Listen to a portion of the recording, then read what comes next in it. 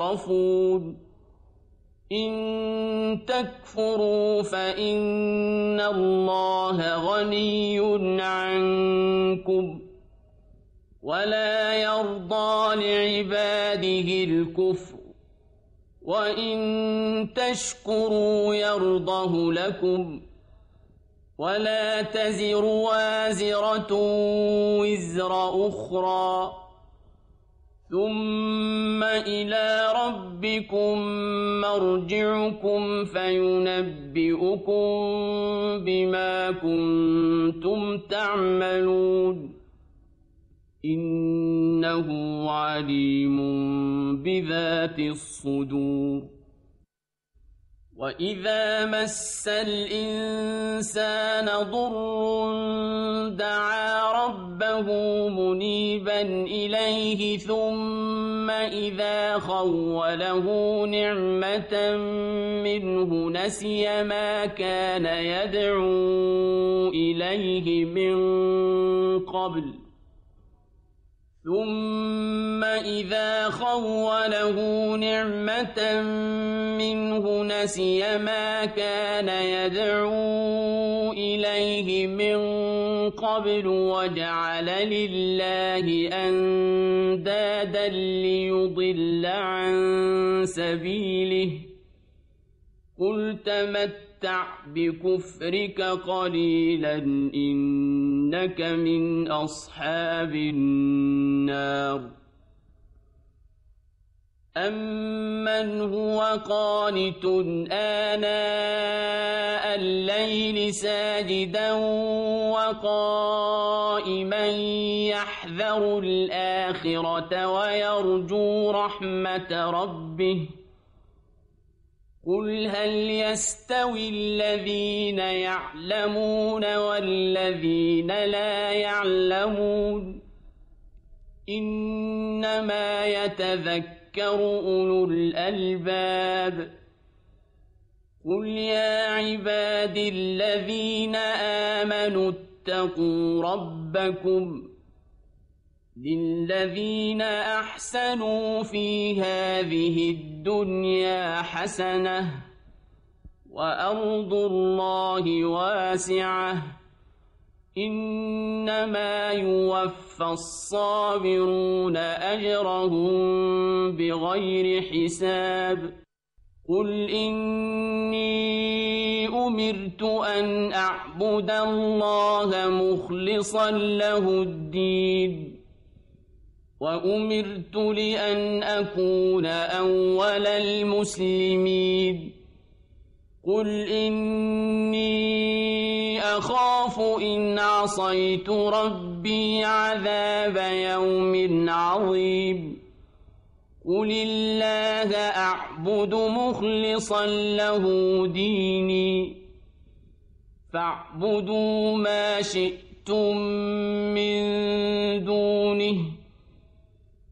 قل إن الخاسرين الذين خسروا أنفسهم وأهليهم يوم القيامة ألا ذلك هو الخسران المبين لهم من فوقهم ظلل من النار ومن تحتهم ظلل ذلك يخوف الله به عباده يا عباد فاتقون والذين اجتنبوا الطاغوت أن يعبدوها وأنابوا إلى الله لهم البشرى فبشر عباد الذين يستمعون القول فيتبعون أحسنه أولئك الذين هداهم الله وأولئك هم أولو الألباب أفمن حق عليه كلمة العذاب أفأنت تنقذ من في النار لكن الذين اتقوا ربهم لهم غرف من فوقها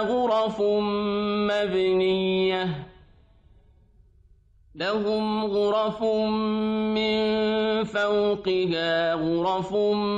مبنية تجري من تحتها الأنهار وعد الله لا يخلف الله الميعاد ألم تر أن الله أنزل من السماء ماء فسلكه ينابيع في الأرض ثم يخرج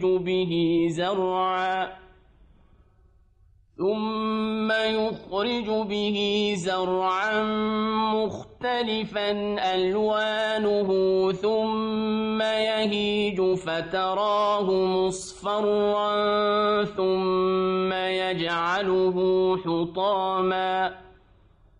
إن في ذلك لذكرى لأولي الألباب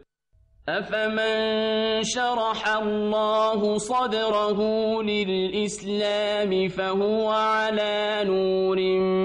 من ربه فويل للقاسية قلوبهم من ذكر الله أولئك في ضلال مبين الله نزل أحسن الحديث كتابا متشابها مثانية تقشعر منه جلود الذين يخشون ربهم ثم تلين جلودهم وقلوبهم إلى ذكر الله ذلك هدى الله يهدي به من يشاء ومن يضلل الله فما له من هاد أفمن يتقي بوجهه سوء العذاب يوم القيامة وقيل للظالمين ذوقوا ما كنتم تكسبون كذب الذين من قبلهم فأتاهم العذاب من حيث لا يشعرون فأذاقهم الله الخزي في الحياة الدنيا ولعذاب الآخرة أكبر لو كانوا يعلمون ولقد ضربنا للناس في هذا القرآن من كل مثل لعلهم يتذكرون قرآنا عربيا غير ذي عوج لعلهم يتقون ضرب الله مثلا رجلا فيه شركاء متشاكسون ورجلا سلما لرجل هل يستويان مثلا الحمد لله بل أكثرهم لا يعلمون إنك ميت وإنهم ميتون ثم إنكم يوم القيامة عند ربكم تختصمون. كنا مع التلاوة المباركة للقارئ الشيخ عبد الباسط عبد الصمد رحمه الله.